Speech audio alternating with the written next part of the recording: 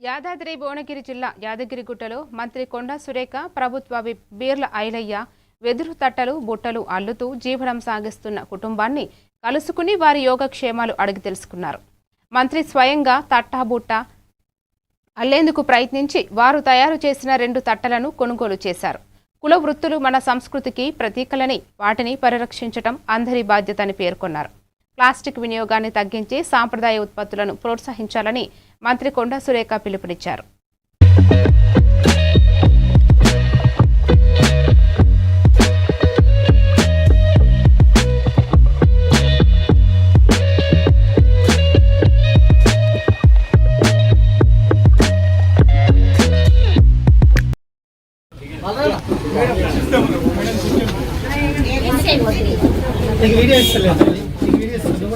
డబ్బులు వాడుతా ఉన్నాము.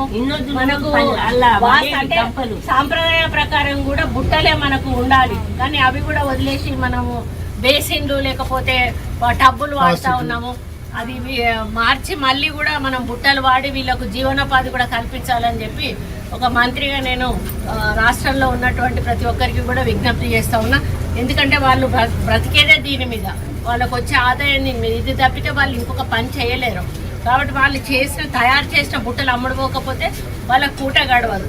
కాబట్టి మనం మళ్ళీ బుట్టలను తీసుకోవాల్సిన అవసరం ఉన్నది. మాకు కూడా ఇయ్యమ్మ, తప్పకుండా ఒక బుట్ట ఇయ్యి.